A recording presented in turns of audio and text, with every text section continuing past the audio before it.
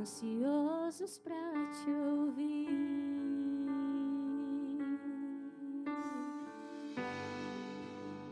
O que tens falado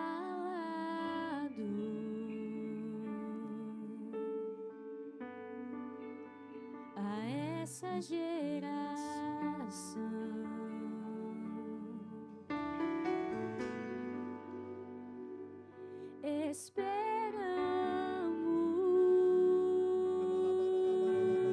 Esperamos, ansiosos pra te ouvir, porque pelo Senhor e para o Senhor são todas as coisas. Não me moverei sem antes ouvir a tua voz, porque pelo Senhor e para o Senhor são todas as coisas. Não me moverei sem antes ouvir a tua voz.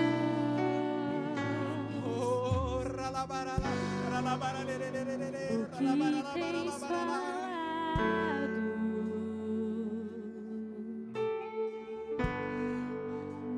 a essa geração?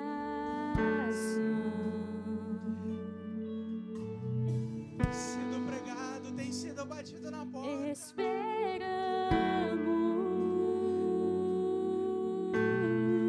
Esperamos, ansiosos pra te ouvir.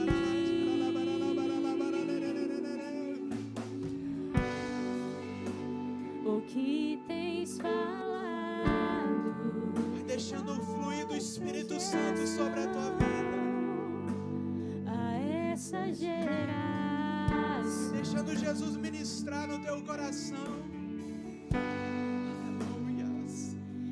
Esperamos, A presença de Deus. ansiosos pra te ouvir, Declarei. porque pelo Senhor e para o Senhor São são todas as todas as coisas. coisas. Não me moverei sem antes ouvir a tua voz. Ele falando ao teu Porque coração. pelo Senhor e para o Senhor são todas as coisas. Jesus. Não me moverei sem antes ouvir a tua voz. Porque pelo Senhor e para o Senhor são todas as coisas. Não me moverei sem antes ouvir a sua voz. Porque pelo Senhor e para o Senhor são todas as coisas. Não me moverei sem antes ouvir a tua voz. Pelo Senhor e para o Senhor são todas as coisas.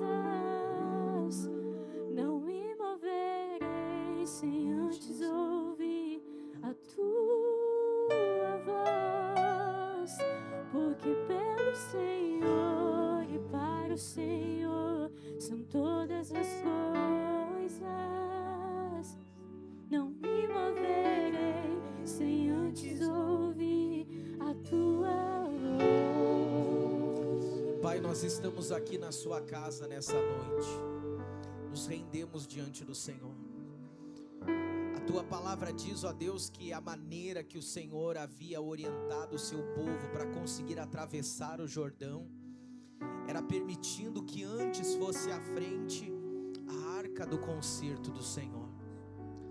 Quando nós permitimos, Pai, que o Senhor tome a frente, quando nós permitimos, ó Pai, um desenvolver da parte do Senhor sobre nós, e lançamos de lado toda a ansiedade, lançamos de lado todas as preocupações, conseguimos atravessar por lugares antes impossíveis de serem atravessados. Nós estamos nos colocando diante do Senhor aqui hoje, dizendo: Deus, vá à frente, relaxamos o nosso coração, elevamos os nossos pensamentos ao Senhor e dizemos: Deus, queremos que seja o Senhor nessa noite. Nós queremos, Pai, ver a glória do Senhor sobre a nossa vida. Queremos ver a glória do Senhor sobre o nosso ministério, a glória do Senhor sobre a nossa casa, sobre a nossa família. Mas sabemos que para isso acontecer, o Senhor precisa ir à frente.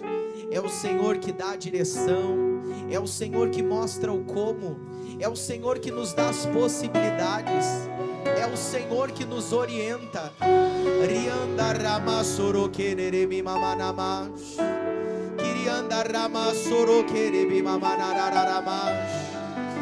Coloque a sua confiança no Senhor aqui hoje.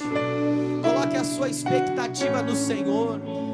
Livre-se de todo pensamento ocioso, de todo sentimento que tem tirado a sua paz, e permita que o Espírito Santo assuma o controle da sua vida. Existem problemas familiares, problemas ministeriais, problemas profissionais, financeiros, saúde. Mas a tua palavra diz que nós não devemos de andar inquietos por coisa alguma, antes fazermos com que as nossas petições sejam conhecidas pelo Senhor. Então eleve a sua voz agora ao Senhor e diga para Ele: eu estou confiando nessa noite a minha vida ao Senhor. Eu estou depositando diante de Ti, diante do Teu altar, Pai, toda a minha possibilidade de saída.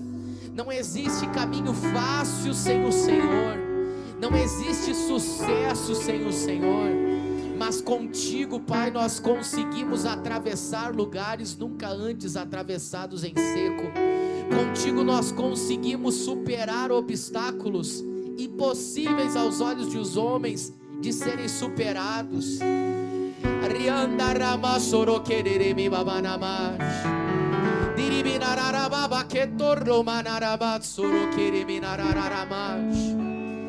O problema da nossa geração, Senhor, é que nós queremos fazer, nós queremos ver acontecer.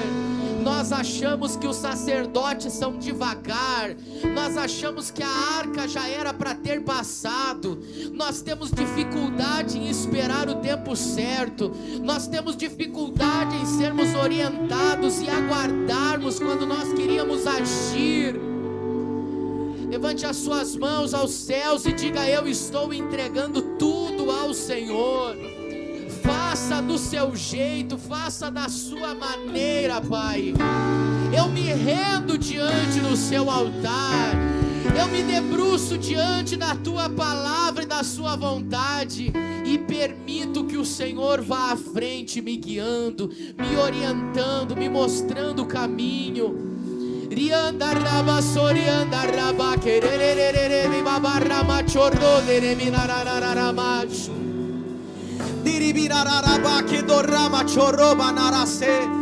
Você que é batizado no Espírito Santo, comece a orar em línguas. Você que anda muito ansioso, aflito, comece a orar em línguas. Comece a se colocar na presença do Senhor como filho. Entregue-se ao tratamento do Senhor em nome de Jesus nessa noite.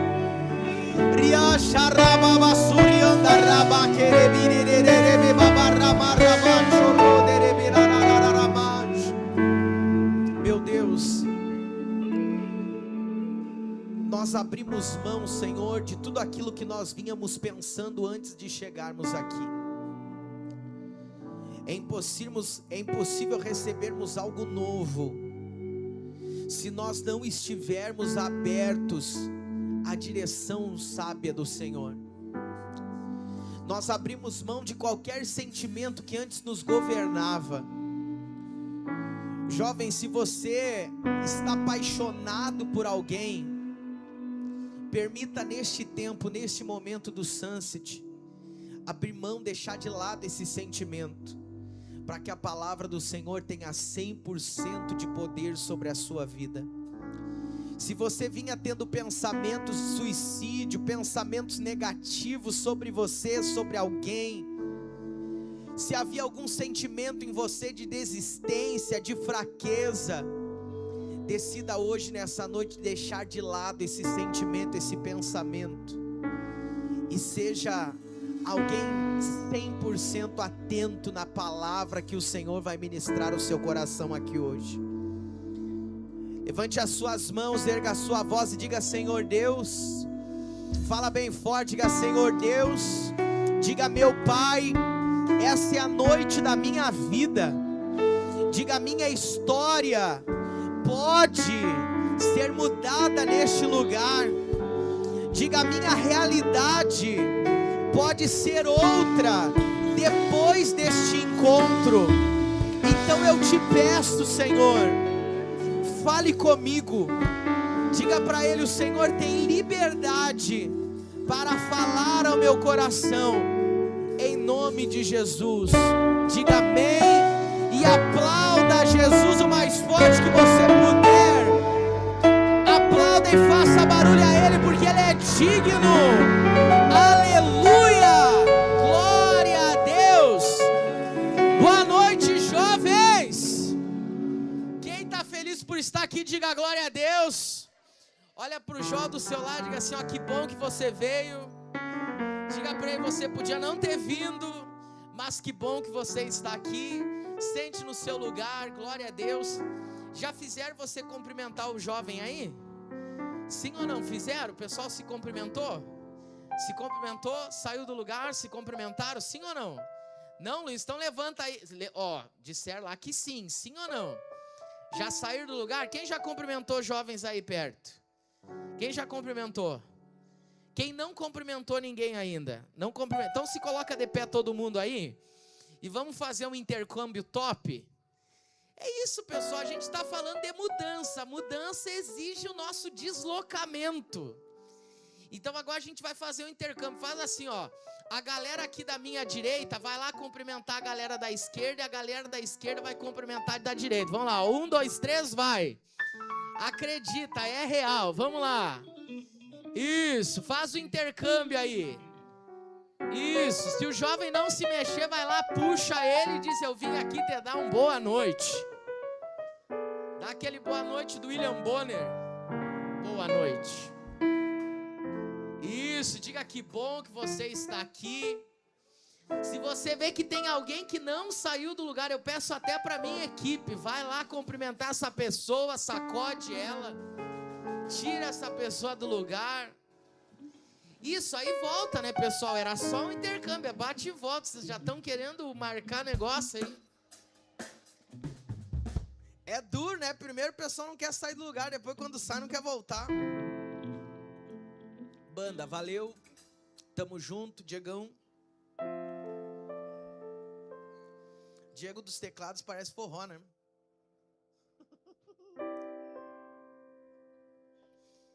Galera, coloca o tema na tela pra mim, faz favor. O que diz aí na tela? Você consegue ler? Fala aí então, faz favor. Alguns. Vamos lá mais uma vez. Tá quase chegando aqui mais uma vez. Última tentativa. E aí eu não peço mais. Vamos lá? Ocupe o seu lugar. Hoje uma palavra que me toca de uma forma muito especial. Por quê, pastor? Porque nós passamos muitas lutas, muitas dificuldades, e dentre muitas lutas e dificuldades que nós passamos, a grande maioria delas, nós não conseguimos entender o porquê naquele momento nós estamos passando por aquela luta. Estamos passando por aquela dificuldade, aquela situação, aquele obstáculo. Quem aqui já passando por algum tempo difícil, agora não conversa, agora eu sou carente, quero a sua atenção. Pastor, o senhor é que nível de carente? Aquele nível de carente que diz assim, ó, olha para mim. Nós passamos por algumas lutas, e essas lutas, elas, quando elas são muito fortes e pesadas ou muito insistentes, elas trazem para nós uma informação quase como se fosse para nós desistirmos. Eu quero que vocês sejam bem honestos, bem sinceros, sem medo. Olha aqui para o pastor nesse momento. Só levanta a mão quem me disser assim, pastor, eu passei por uma luta que a minha vontade era perguntar para Deus, o senhor quer realmente que eu siga em frente? Quem já passou por uma luta que tu diz assim, ó, o Senhor está do meu lado, de verdade? Quem já passou por uma luta assim que tu diz, não é real? Já passaram por situações que por mais que tu diz assim, ó, ai, agora graças a Deus, agora vai melhorar. Agora vai ser melhor, agora vai dar certo, e aí piora. Eu lembro que eu tive uma luta que eu passei alguns anos atrás, ou melhor, algumas lutas que eu passei alguns anos atrás, que eu perguntei para Deus, e aí eu não oriento e não indico ninguém perguntar isso para Deus, mas eu perguntei para Deus, Deus, o Senhor está do meu lado ou tu do lado do diabo? Eu disse, Deus, o Senhor está querendo o meu bem ou o Senhor fez aliança com o inimigo? Por que, pastor? Ah, é besteira. Na época, eu estava começando na fé, então na minha sinceridade com Deus, eu disse, não é real. O Senhor está permitindo uma coisa maior do que eu posso suportar. O Senhor está permitindo uma situação que parece que o Senhor não quer que eu vença, não quer que eu supere, não quer que eu vá para frente. Eu vou perguntar só uma vez. O pessoal colocou até o Lourenço é brabo, né, cara? Olha lá, botaram até um... Que negócio aquilo ali, Jesus, olha lá. Diga glória a Deus. Não, o Lourenço é fora de série. Estenda as mãos lá pro lado da projeção e diga assim, Deus, guarda a vida do Lourenço e usa cada vez mais ele. O Lourenço foi alguém que a gente descobriu agora esses dias, né? Agora um pouco antes do Sunset, no Sunset anterior, na verdade, conheci um pouquinho dele e aí ele tem se desenvolvido, e glória a Deus. Mas pessoal, retornando aqui, nós passamos por situações de dificuldades e quando nós não enxergamos uma saída, nós começamos a entender de uma certa forma que a gente não vai conseguir vencer, que a gente não vai conseguir superar aquilo dali, que a gente não vai conseguir seguir em frente, que a gente não vai suportar aquilo dali ou tolerar aquilo dali por muito tempo. Mas hoje eu quero falar com você que uma luta pesada, ela não é Deus dizendo que você deve de desistir, é Deus dizendo para você, eu estou esperando você tomar uma atitude. Olha para o jovem do seu lado e diga assim, ó, quando você estiver pressionado, Deus não está esperando que você desista, Ele está esperando que você faça, Ele está esperando que você reaja. Existem pressões que Deus permite na nossa vida, porque Ele sabe que você só vai se tornar uma outra pessoa, ou tomar uma atitude drástica na sua vida, se você for muito pressionado. Se você não for pressionado, você não vai tomar uma atitude a que você deve de tomar. Quem aqui mora com os pais? Levanta a mão e dá glória. Não, tu tem que dar um glória, filho, tu nem aluguel não paga. Quem mora com os pais aqui dá glória. Não, senão eu vou filmar vocês, vou mandar lá pro pessoal, diz, ó, isso daqui não merece, ó. Eu pergunto pra ti, se tu mora com os pais, isso daqui, eu tô falando de forma geral, mas o exemplo que eu vou dar é só pros maiorzinhos ou pra quem vai ficando maiorzinho. Tu não paga aluguel. Tu não paga boia.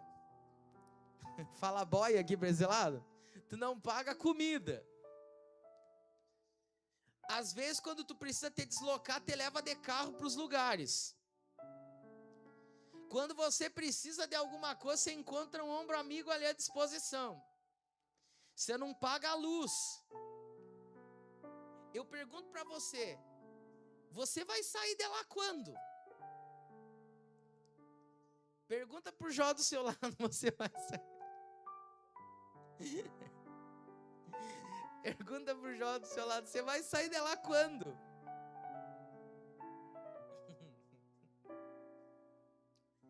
Por que, pastor? Porque é confortável. E quando o lugar é confortável, e quando o tempo é confortável, e quando o ambiente é confortável, a gente não vai sair de lá. A menos que nós sejamos pressionados, quase que obrigados a tomar uma decisão que vai mudar completamente o rumo da nossa vida. E é sobre isso hoje que nós vamos aprender com o Espírito Santo na palavra dele. A ocuparmos o nosso lugar, a tomarmos posse daquilo que é nosso, a tomarmos as atitudes necessárias para vivermos tudo aquilo que Deus tem preparado para nós. Diga a glória a Deus. Vamos abrir as nossas Bíblias em primeiro livro dos Reis.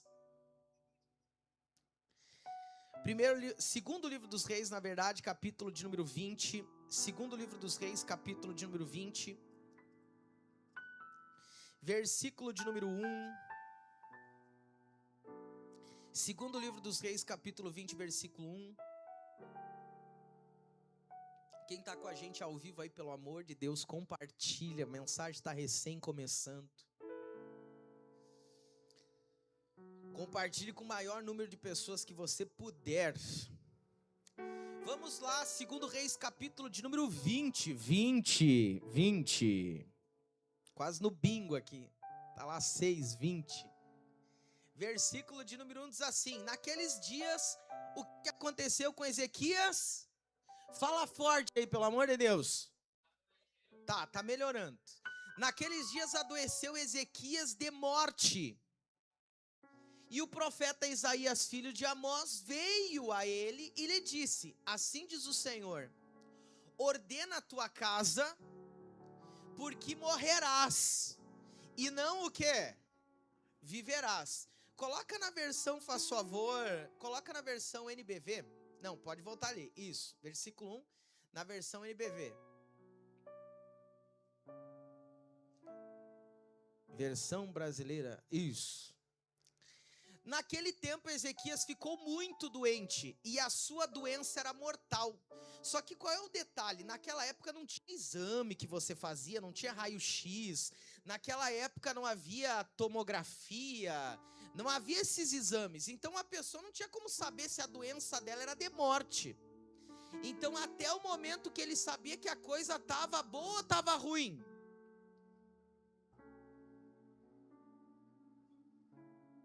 Vamos lá. Até o momento que o Ezequias sabia que a coisa estava boa ou estava ruim? Fala forte. Estava ruim. E a pergunta nesse momento é a seguinte: o que ele estava fazendo com essa situação ruim que ele estava vivendo? Você, jovem, de repente hoje que está aqui, você está numa situação que não é agradável. De repente você está numa situação, num ambiente que é desagradável. De repente você está vivendo um tempo na sua vida que não é o tempo que você desejaria viver. Deixa eu só fazer aqui uma enquete. Quem aqui gostaria de viver no exterior? Quem tem vontade de ir para fora do Brasil? Levanta a mão. Beleza. Quem, se pudesse, já estaria lá? Então a coisa tá ruim. Se tu gostaria de já estar lá e tu tá vivendo no Brasil na época que a gente está vivendo, a coisa está ruim. Só que a Bíblia não fala que Ezequias ele tomou alguma atitude, ou que ele fez algo, ou que ele agiu. Não fala que ele orou, a Bíblia não fala nada. Apenas que ele está doente e essa doença é mortal. Só que agora o profeta de Deus, ele vai trazer a informação de que ele não vai ter uma segunda chance, de que ele vai morrer nessa doença. E diz assim: o profeta Isaías, filho de Amós, foi fazer uma visita ao rei e lhe disse: assim diz o Senhor, ponha seus negócios em ordem e prepare-se. Por quê? Para morrer. Você não vai sarar dessa. Agora eu pergunto para você, ele tirou ou não tirou todas as esperanças do Ezequias? Sim ou não? Posso falar uma coisa interessante para você? Tem pessoas aqui que elas só vão descobrir o quão forte elas são quando elas chegarem a um ponto extremo onde todas as tuas esperanças de alguma coisa dar certo acabar. Existem algumas pessoas que elas só vão decidir tomar uma atitude na vida delas, de verdade, quando elas perceberem que não tem outra saída, que não tem o que fazer. O profeta chegou e não deu uma deixa para ele falar com o Senhor. O profeta chegou e deu um veredito: não tem esperança para ti. Não há o que tu possa fazer, não há o que médico algum possa fazer, não há o que ninguém possa fazer. Está acabada a sua vida. Quem aqui namora? Quem aqui é noivo? Quem está casado? Beleza. E quem aqui está na espera de um milagre? Quem levantou a mão sabe o que significa a espera de um milagre. Às vezes as coisas estão ruins já, mas elas ainda não chegaram ao extremo de você não ter mais esperança. Ainda não chegaram ao extremo de você não ter expectativa. E é por isso que você continua no mesmo lugar. Quem é solteiro aí e quer casar, diga glória a Deus. Tá muito fraco, vocês não vão casar nunca desse jeito. Quem é solteiro aí e quer casar, diga glória a Deus. Sabe quando que você vai casar? Quando você parar de ser desleixado. Porque você acha que com essa tua carinha estranha tu vai conseguir alguém. E aí tu não te arruma. Tu diz, quem vai me aceitar desse jeito. E o tempo vai passando, e a doença não vai sendo curada, e não aparece ninguém, e passa um ano, 2. Tem pessoas que são assim. Tem pessoas que elas estão vendo que a coisa está ruim, mas ainda não ficou péssima. Ainda não ficou ruim, horrível. Então ela ainda está dizendo assim, dá tempo. Quem aqui já é batizado nas águas? Eu estou conhecendo vocês, por isso eu faço tanta pergunta. Por isso que eu perguntei quem é batizar nas águas. Sabe por que alguns aqui ainda não são batizados nas águas? Por que ainda não entregaram a vida para Jesus? Porque a vida está ruim, mas ainda não está péssima. A vida do Ezequias estava ruim, mas ainda não estava péssima. Ele olhou e disse assim, não, quem já ouviu essa frase, e aí tu não precisa levantar a mão para não dar cãibra daqui a pouco, mas você já ouviu aquela frase da pessoa dizendo assim, eu não estou pensando em namorar agora. Já ouviram essa frase? Eu não estou pensando agora nisso. Sabe por que você não está pensando nisso? Não é porque você não queira namorar, mas a coisa ainda não está péssima. Você ainda diz assim, não, tem tempo. O jovem, ele tem muito isso, o jovem, adolescente, o tempo está do lado dele, só que o tempo vai passando.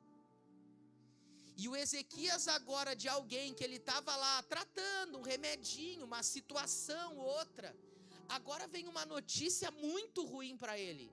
E qual é a notícia? Prepare-se, organiza os teus negócios, porque dessa doença tu não vai te recuperar. Dessa doença tu vai morrer. Agora vamos lá, diante dessa situação, um homem que não estava fazendo nada, o que nesse momento ele decide fazer? Versículo de número 2. Então Ezequias virou o rosto para a parede. Pergunta para o jovem do seu lado, por que não virou antes? A parede não estava lá todo o tempo? Sim ou não? Mas por que ele não virou o rosto para a parede antes? Diga comigo, porque ele não estava desesperado o suficiente para falar com uma parede.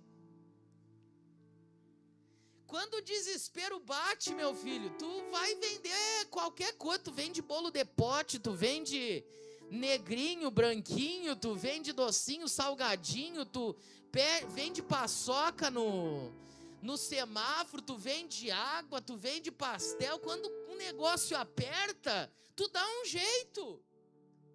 O rei Ezequias, os empregados dele olhando lá, o rei assim, imagina a visão, a cena.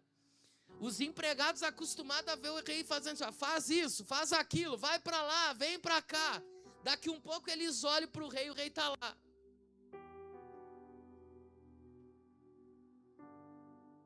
Por que ele está fazendo isso? Porque ele percebeu que se ele não tomar uma atitude, ele não vai sair daquela situação.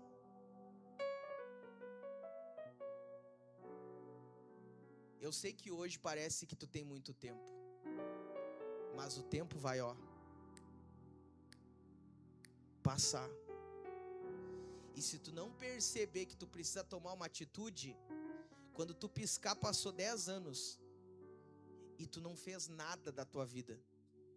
Tu não chegou a lugar nenhum.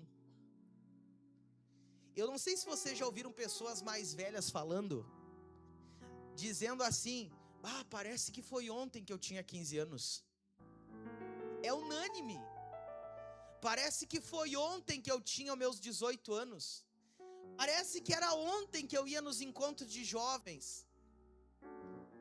Agora eu pergunto para você, por que que eles que já chegaram lá aos seus 40, 50, 60 anos, perceberam que o tempo voa, e nós que estamos com o tempo não percebemos que o tempo está passando?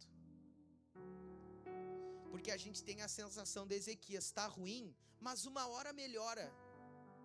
Está ruim, mas uma hora Deus vai abençoar, vai melhorar, a coisa vai evoluir. Não, uma hora uma oportunidade maior aparece.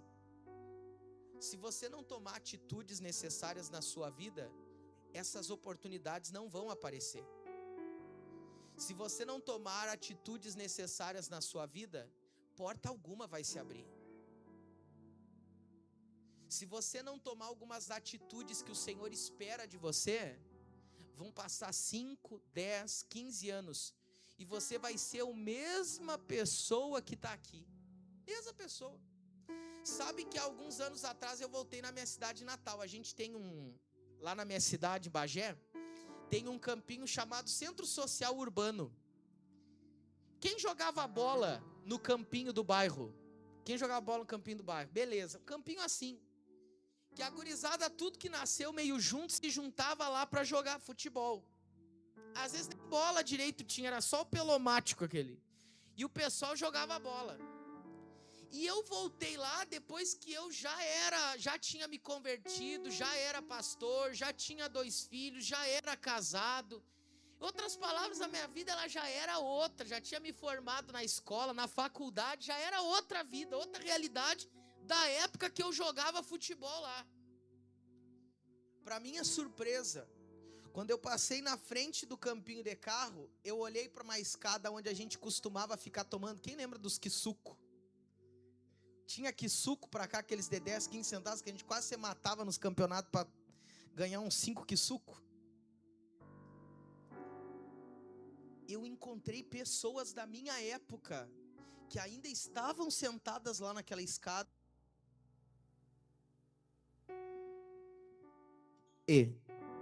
Que agora já tinham até cabelo branco, alguns nem cabelo mais não tinham. E eles estavam lá. O tempo parou para eles. Eles eram pessoas com sonhos, com desejos, com objetivos, com propósitos. Mas o que eles não fizeram? Às vezes eles não saíram da rodinha dos maconheiros. Às vezes eles não saíram da turma do fundão da escola. Às vezes num culto como esse, eles ficaram dando risadinha e conversando um com o outro em vez de prestar atenção na palavra. Eles não tomaram atitudes que eles tinham que tomar, eles não fizeram o que eles tinham que fazer. Por quê, pastor? Porque a sensação era sempre que eu tô doente, mas não tô morto. Só que agora chegou a notícia para Ezequias: essa doença vai acabar com a tua vida. Se eu dissesse para você nessa noite que essa amizade vai acabar com a tua vida, se eu fosse usado pelo Senhor para dizer para você que essa má companhia vai acabar com o teu ministério, se eu fosse usado pelo Senhor para dizer que relacionamentos que você tem na escola, na faculdade, vão acabar com o que Deus tem para a sua vida, que o que está ruim vai piorar. O que a gente vê hoje de feminicídio, pessoas que casaram por amor e não por um propósito espiritual, e depois estão lá apanhando do marido, sofrendo nas mãos do marido e morrendo nas mãos do marido. E se viesse a notícia para você de que o caminho que você está tomando e as decisões que você está escolhendo para a sua vida são caminhos de morte e não caminhos de vida? O que foi a decisão de Ezequias a partir do momento que ele percebeu que o que estava ruim agora era o fim de linha para ele? a Bíblia diz que ele fez o seguinte: então Ezequias virou o rosto para a parede e foi fazer o quê? Orou ao Senhor dizendo o seguinte, versículo 3, filho: o Senhor lembre de como sempre procurei obedecer às suas ordens com fidelidade, e com coração sincero tenho feito aquilo que o Senhor aprova. E Ezequias chorou o quê? Às vezes você vai precisar chorar amargamente. A Bíblia diz que Jesus orientou Pedro. Pedro disse: não, Senhor, eu vou até a morte com o Senhor. A Bíblia diz que quando Pedro negou a Jesus, ele chorou amargamente. Às vezes você vai ter que provar do pior dessa terra, para você poder tomar a decisão que Deus está esperando que você tome. Existem lugares que você precisa ocupar. Existem atitudes que você precisa tomar. Existem relacionamentos, amizades que você precisa colocar um fim. Existem novos hábitos que você precisa começar a exercitar. Se eu dissesse para você hoje que o celular que você já nota que você está viciado e está ruim, que ele vai acabar completamente com o seu futuro. Se eu fosse usado pelo Senhor nessa noite para dizer que aquilo que você já nota, que já está te prejudicando, vai acabar completamente com o que Deus tinha para a sua vida. É tempo de você tomar atitudes como Ezequias tomou. Deus tem permitido algumas portas se fechar, Deus tem permitido algumas coisas ficarem ruins, Deus tem permitido casas se perturbarem e transtornarem, para você que está aqui hoje tomar a atitude de se posicionar espiritualmente, de ocupar o seu lugar como filho de Deus, de ocupar o seu lugar ministerial. Diga para o jovem do seu lado: se você não fizer, Deus vai levantar Davi. O Mardoqueu um dia foi extremamente usado pelo Senhor, e ele disse para Esther: Esther, Deus quer te usar para dar livramento para o nosso povo, mas se tu não te posicionar, se tu não fizer o que precisa ser feito, não pense que Deus vai deixar o povo dele perecer pela tua falta de atitude, mas não pense que tu vai se livrar, não pense que tu não vai sofrer porque vai estar no palácio. Deus vai usar uma outra pessoa, mas infelizmente tu vai sofrer a consequência. Quem é solteiro aí, diga amém.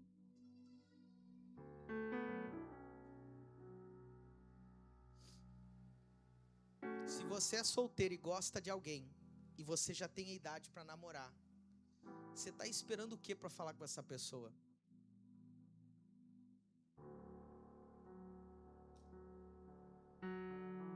Você sabe por que tem tanta gente feia que você dá bem na vida?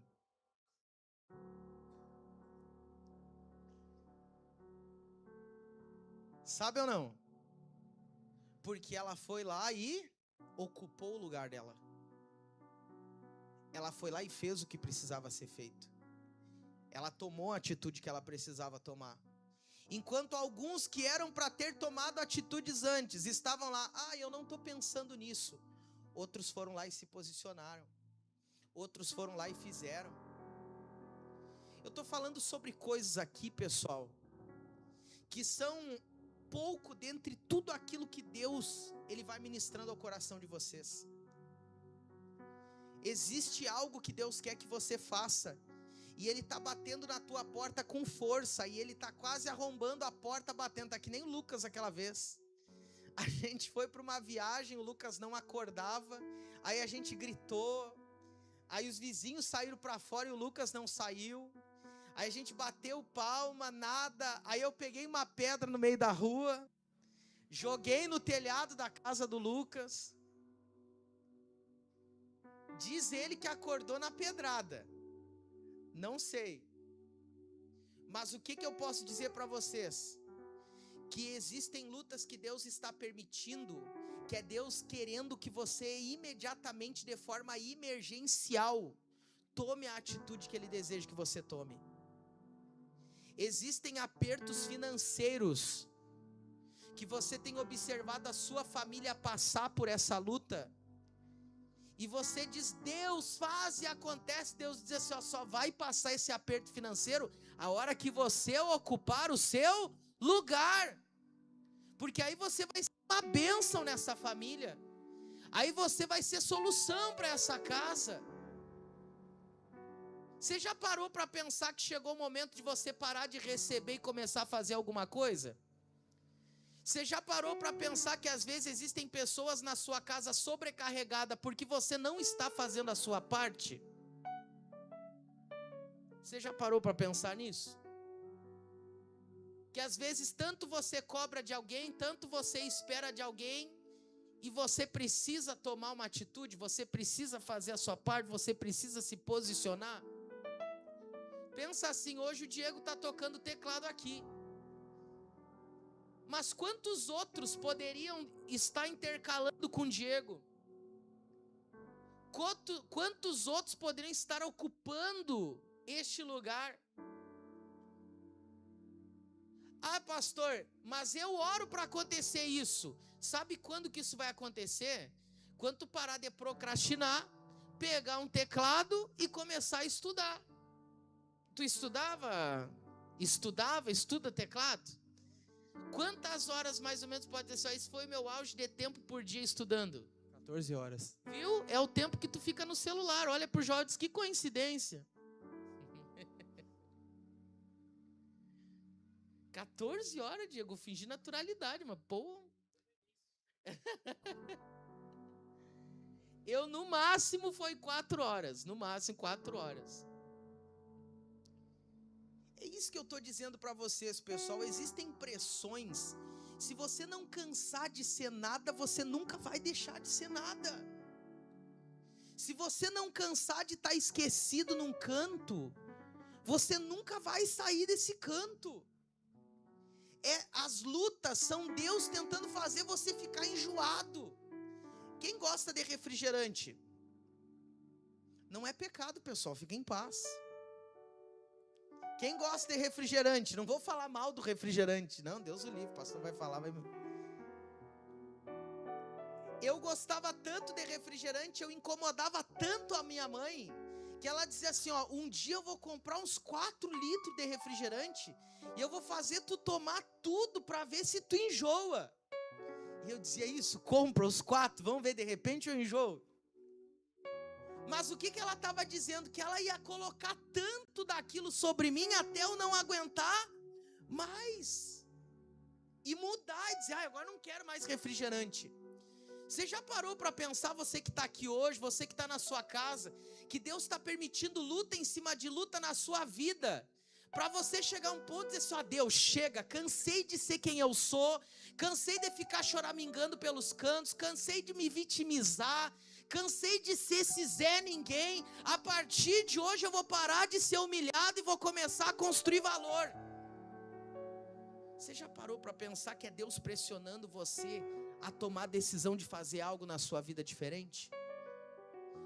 Você lembra da época da pandemia? Muitos lugares fecharam.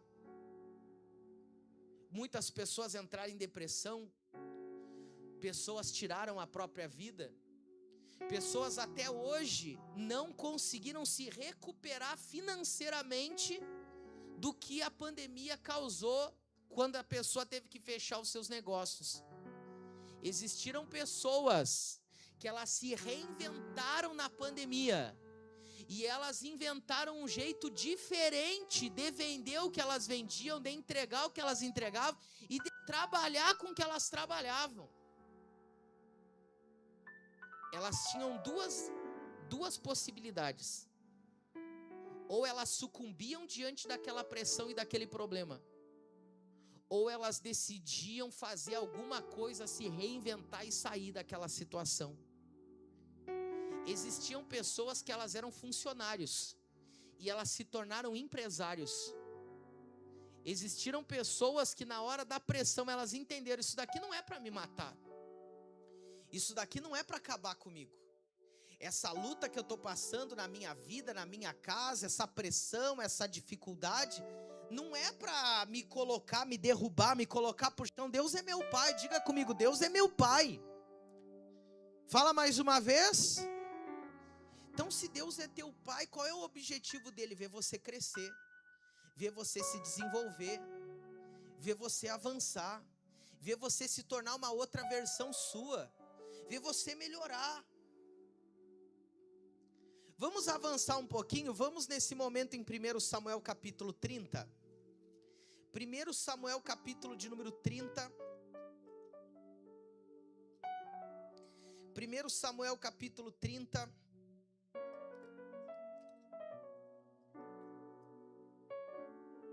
Versículo de número 1.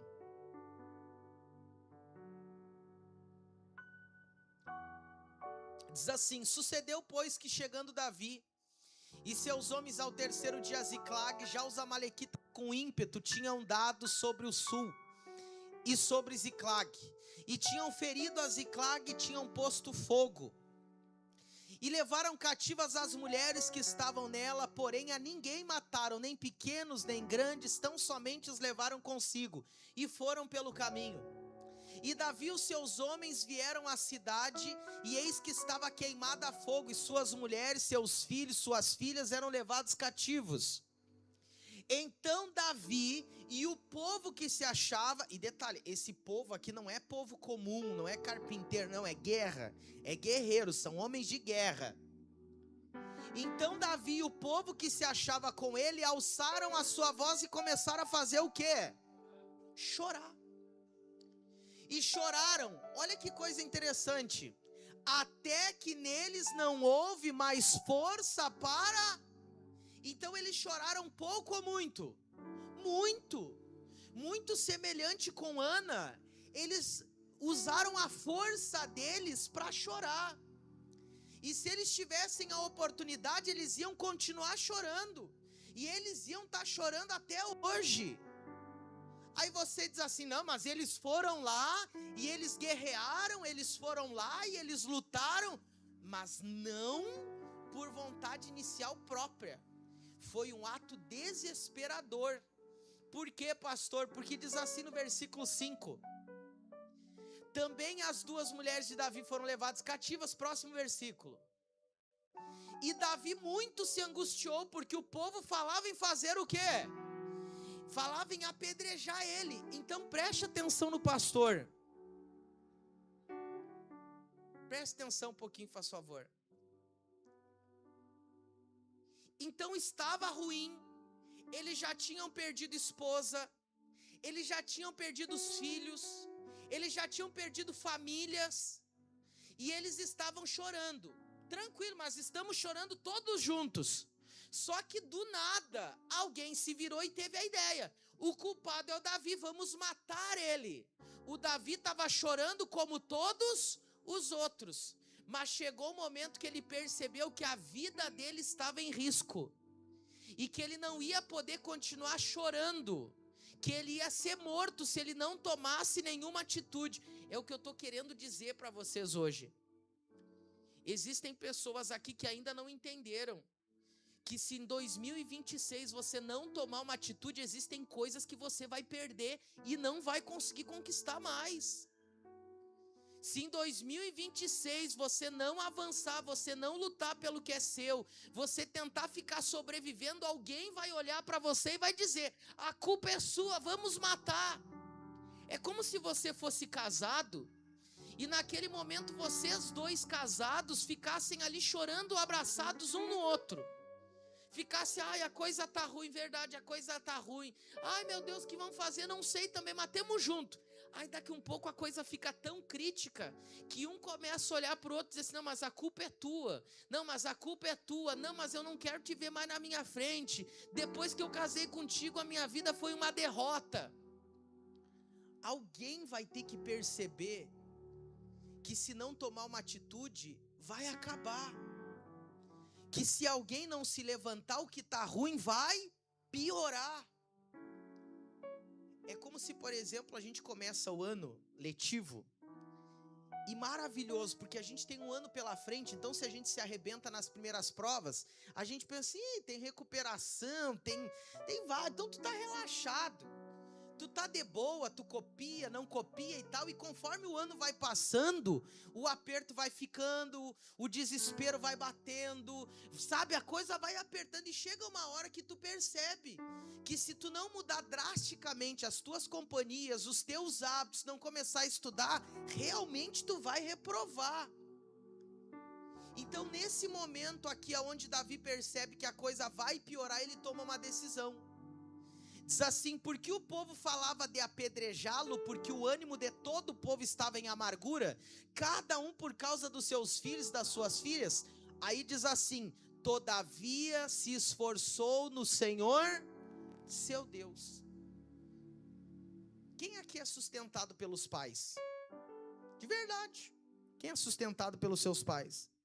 Você sabe por que os seus pais eles trabalham todos os dias? Você sabe por que faça sol, faça chuva, você que é sustentado pelos seus pais, você sabe por que eles vão trabalhar? Você sabe por que às vezes os seus pais, até doentes, às vezes eles vão trabalhar? Porque se eles não colocarem comida na mesa, ninguém vai colocar. É um caso de vida ou morte. Não é uma possibilidade. Eu já vi pais que eles disseram assim, por mim eu nunca mais ia na igreja. Mas se eu for parar de ir na igreja, eu sei que toda a minha família vai se desviar. Então eu continuo mesmo ferido, mesmo desanimado, meio frustrado, eu continuo indo porque eu sei que eu carrego o peso da minha família. Você já parou para pensar nisso dessa forma? Você já parou para se colocar no lugar de Davi, perceber que ele está se esforçando aqui, porque ele percebeu que se ele não tomar uma atitude de esforço, a coisa vai ficar muito ruim. Só que era esse o ponto que ele precisava chegar de desespero. Era esse o ponto que ele precisava chegar para tomar uma atitude que mudaria completamente, não somente o rumo da vida dele, mas de todas aquelas pessoas que estavam com ele. Diz assim no versículo de número 7. E disse Davi a Abiatar, o sacerdote, filho de Aimeleque: traze-me, peço-te aqui o éfode. E Abiatar trouxe o éfode a quem? Aí eu pergunto para você, o éfode não estava sempre lá? O sacerdote não estava sempre lá? Mas por que que antes ele não chamou e ele ficou chorando? Porque ele percebeu que agora era uma situação de risco, de urgência, de desespero. Quem quer ver as coisas na sua vida melhorando?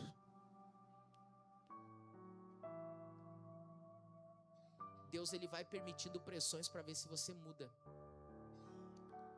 Deus ele vai permitindo dores para ver se chega uma hora e você cansa de apanhar. Você cansa de sofrer, você cansa de ser vítima. Deus ele começa a pressionar você de todos os lados, ele permite essas pressões para que você chegue uma hora e você tome uma decisão na sua vida. Eu preciso mudar. Eu preciso fazer diferente. Tem uma frase que há um tempo atrás eu ouvi, há alguns anos, que dizia: a frase que muda uma vida não é eu quero isso, é eu não aguento mais aquilo. É quando você chega ao ponto que você percebe que não dá mais. É ali que você começa a se tornar uma outra pessoa. Você está enxergando a sua vida passar. Você está enxergando pessoas receberem oportunidades. Pessoas que começaram antes de você estão mais à frente. Você está enxergando que as coisas não estão funcionando como você há anos atrás havia planejado. E a pergunta é: quando é que você vai virar o seu rosto para a parede e vai tomar a decisão de clamar ao Senhor como você já podia ter feito há anos atrás? Quando você vai chamar o sacerdote, quando você vai chamar o seu pastor e dizer: pastor, eu preciso conversar com o Senhor sobre coisas que eu carrego, há muito tempo estão me matando aos poucos. E eu cheguei ao estado e a um ponto que eu percebi que se eu não conversar com ninguém sobre isso, realmente, eu vou acabar desviando, eu vou acabar morrendo na fé. Então a palavra do Senhor diz que Davi ele chama, e versículo de número 8 diz o seguinte: então consultou Davi ao Senhor, dizendo: perseguirei eu a esta tropa, alcançá-la-ei? E o Senhor disse o quê? Já era para estar lá. Se tu tivesse me consultado antes mesmo de chorar, Tu ia ter que correr bem menos atrás da tropa, o caminho ia ser bem mais curto. Mas enquanto tu chorava, eles avançaram 10 quilômetros. E agora tu vai ter 10 quilômetros a mais para percorrer. Quanto mais tempo você demora para tomar a atitude que você precisa tomar, mais longo vai ser o caminho depois para você chegar onde Deus queria que você chegasse. Tem pessoas aqui que tem que entregar a vida para Jesus. Não é amanhã, depois da manhã é hoje. Porque senão depois você começa a plantar coisas nessa terra, e existem coisas que vão manchar o seu caminho. Existem coisas que vão dificultar a sua vida. Pensa assim, imagina, você começa a brincar com relacionamento. Você começa a namorar, você começa lá e tal, daqui e dali. Daqui um pouco a menina engravida. Daqui a pouco o menino te engravida. E aí depois, você vai chegar para o Senhor e dizer assim: Senhor, me perdoa por ter caído em fornicação e tal. Suma com meu filho. Não, o seu filho, ele vai continuar lá com você. A consequência vai continuar. Mas você pode impedir que coisas piores aconteçam. Você pode impedir que futuramente um familiar seu que tem depressão tire a própria vida. Como pastor? Assumindo a sua posição de filho de Deus hoje. Chegando na sua casa hoje, ungindo a sua casa, repreendendo o demônio da morte que habita naquele lugar hoje. Chegando hoje na sua casa e tomando a decisão de pegar aquela maconha, aquele cigarro, pegar aquela droga, botar fora e dizer: eu começo hoje essa mudança na minha vida e não é amanhã. Eu não sei se vocês já conheceram aquele pregador, o Tommy Odell. Ele foi alguém que ele veio para Jesus, ou melhor, voltou para Jesus só depois dele ter como é que chama? Overdose. Diz que ele quase morreu. Ele não morreu no meio da estrada, caído no chão, porque Deus não permitiu. Mas ali, caído no chão, tendo uma overdose, ele clamou ao Senhor e o Senhor ouviu ele. Mas ele só clamou e tomou uma decisão drástica na vida dele, porque ele percebeu que o diabo queria ceifar a vida dele. Olha para o jovem do seu lado e diga assim: ó, o diabo não está brincando com você. Quem aqui já jogou futebol com gente que joga futebol sério? Cara, eu vou jogar futebol, eu vou para brincar.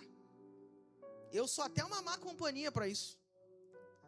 Porque eu sou aquele cara de boa que eu vou lá para brincar, me cuido para não me machucar e tal.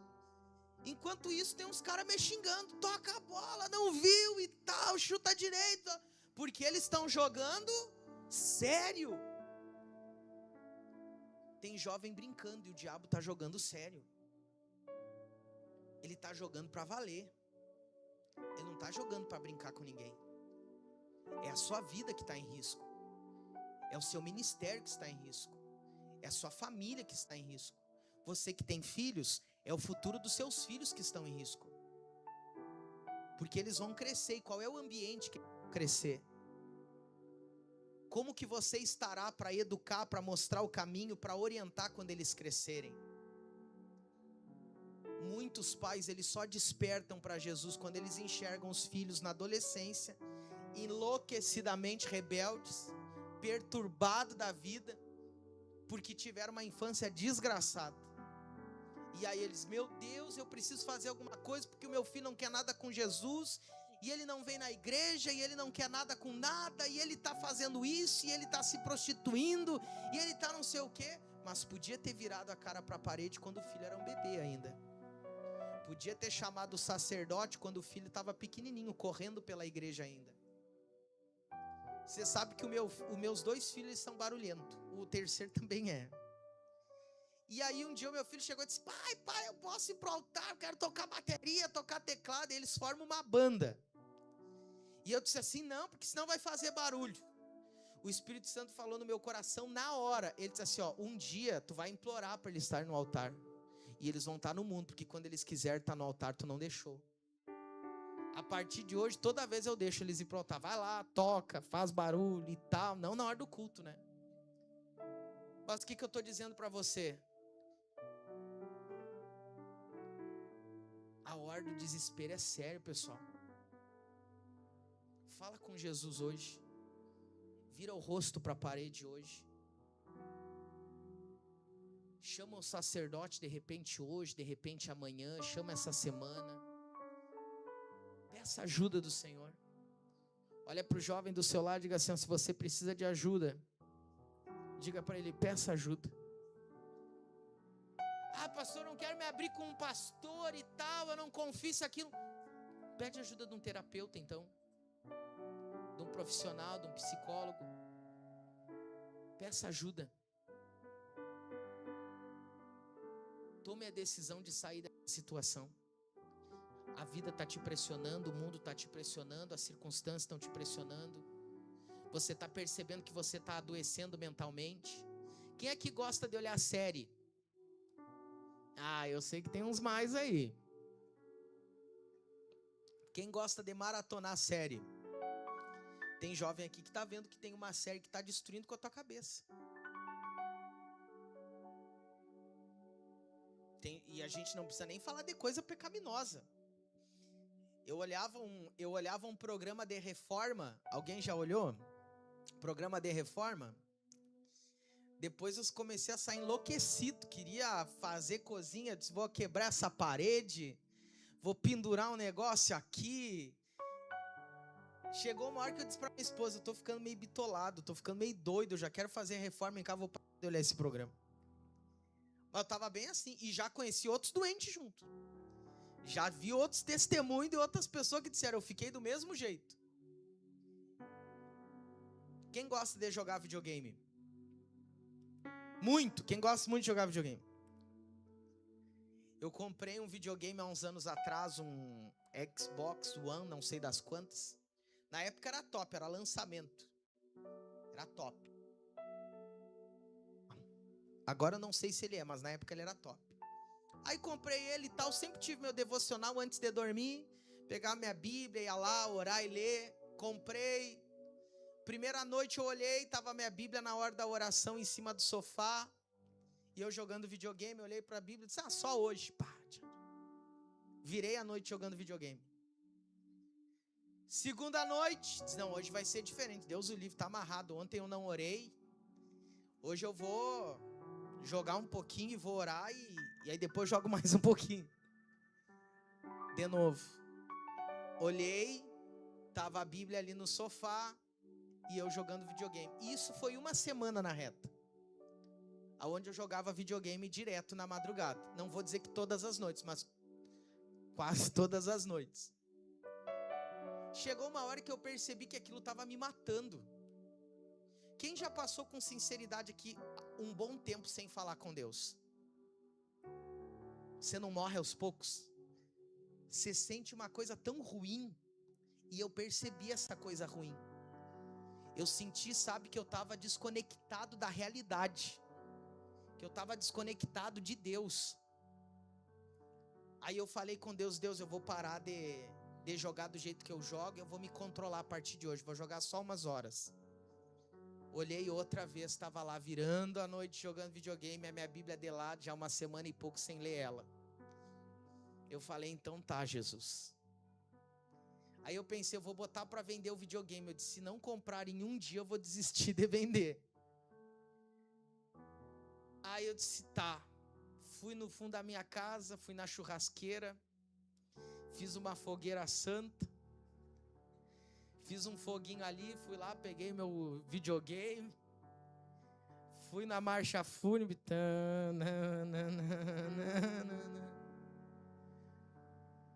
Sabe o pessoalzinho que pegava o caixão aquele e dançava?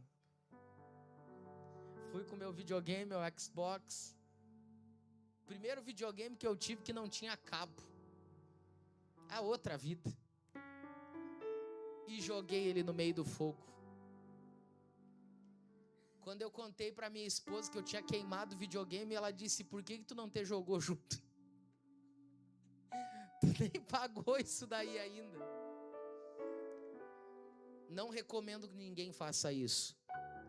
Mas de repente, se eu não tivesse feito na minha realidade, em um ato desesperador, eu não estaria aqui hoje no altar da sede estadual como líder estadual dos jovens pregando para você. Foi um ato desesperador, porque eu percebi que eu estava muito longe de Deus e estava longe de acabar aquela situação. Eu não sei o que está te afastando de Deus, mas de repente chegou a hora de você tomar uma atitude na sua vida e dizer para Deus: Deus, eu não aguento mais essa situação, ela está acabando comigo. Esse sentimento está me destruindo. Esse relacionamento não para de me perturbar. Essa situação na minha casa está cada vez pior. Assuma o seu lugar. Ocupe o seu lugar. E você vai ver as coisas melhorando em nome de Jesus Cristo. Vamos finalizar em Isaías 32 e a gente vai orar. Eu nem ia dar esse texto, mas vou mencionar o versículo 1. Isaías 32, versículo de número 1 diz assim, ó: reinará um rei com justiça. Isaías capítulo 32, versículo de número 1. Na versão NBV. Coloca aí, faz favor. Vejam, aí vem um rei justo. No seu reinado todos os príncipes serão honestos e o que? Honrados. Em um tempo de corrupção, em um tempo de injustiça, o Senhor, Ele disse, uma pessoa vai se levantar e ela vai corrigir tudo. Uma pessoa vai se levantar e tudo vai mudar a partir dessa pessoa. Diga para o jovem do seu lado, essa pessoa pode ser você. Quando você ocupar o seu lugar, sentar no lugar que você deve sentar, fazer o que você vai fazer, tudo vai começar a mudar em nome de Jesus. Diga glória a Deus. Diga obrigado, Jesus. Vamos aplaudir a Ele bem forte. Se coloque de pé em nome de Jesus e vamos orar ao Senhor.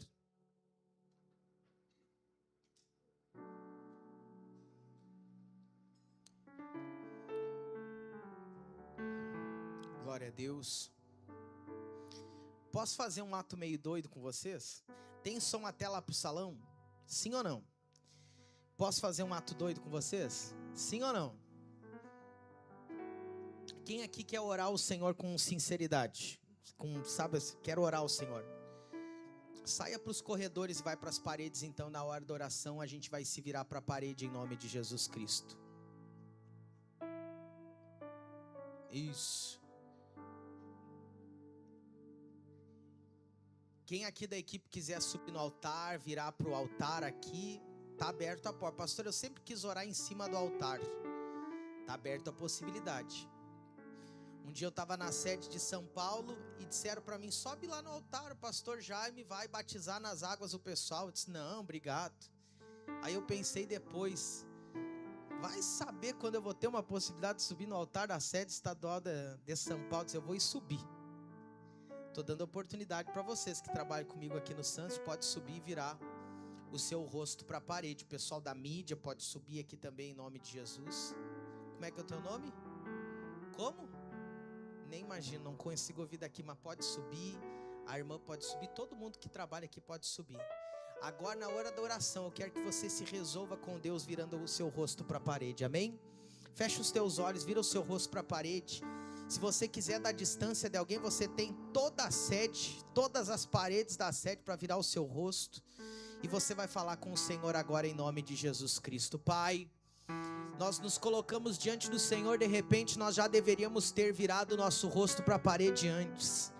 De repente nós já deveríamos ter falado com o Senhor antes sobre isso.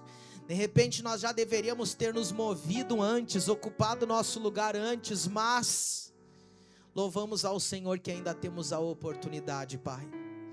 Louvamos ao Senhor que ainda é possível. As mulheres, a banda vai fazendo louvor aí em nome de Jesus, o teclado no mínimo, em nome de Jesus. Pai, em nome de Jesus, depois se alguém quiser revezar no teclado para orar na parede, fique em paz.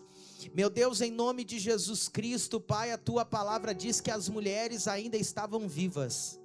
Não tinham sido mortas, as crianças não tinham sido mortas.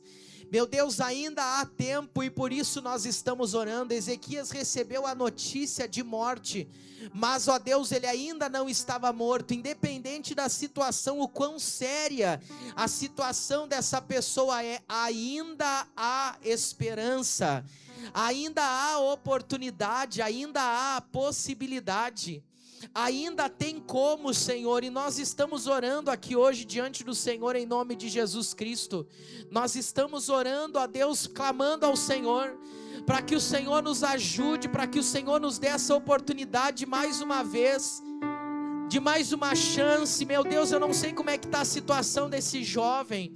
De repente, ó Deus, é um jovem que a vida dele com o Senhor está completamente desligada, e ele sente essa dor desse vazio dentro dele. Ele sente uma dor desesperadora, ele percebe que aonde ele está indo é um lugar ruim, mas hoje, ó Deus, ele está tomando a atitude do Ezequias e dizendo: Jesus, lembra-te de mim. Senhor, eu estou apresentando com sinceridade o meu coração a Ti, dizendo: Senhor, ajuda-me, socorre-me neste lugar em nome de Jesus. Meu Deus, ali aquela parede bastou para Ezequias, aquele tempo, ó Deus, bastou para Ezequias, e eu creio que aqui está bastando para esse jovem. Eu creio, ó Deus, que é um tempo dessa pessoa tomar a atitude, a decisão da vida dela. É o tempo de mudança nessa casa, nesse relacionamento que já passou dos limites. Já passou da hora desse casal se arrepender dos seus pecados. Já passou da hora desse adolescente, desse jovem se arrepender dos seus pecados. É tempo de você se santificar na presença do Senhor. É tempo de você dizer para o Senhor com a maior sinceridade e honestidade da sua vida: Pai, eu pequei. Senhor, eu errei. Senhor, eu tenho falhado. Senhor, eu tenho feito o que eu não deveria, e eu não sou digno de ser chamado filho do Senhor, mas eu estou aqui clamando a Ti, Pai. Receba a minha oração, receba o meu arrependimento, recebam as minhas palavras. Jovens que já deveriam ter se entregado para o Senhor, já deveriam ter descido as águas, jovens que já deveriam ter tomado atitude, mas que estão aqui hoje, ó Deus, não fora de tempo, mas na oportunidade que o Senhor abriu. Meu Deus, tem jovens aqui dizendo: Pai, receba a minha oração. Se o Senhor não receber, eu não sei o que será da minha vida, eu não sei o que será da minha família.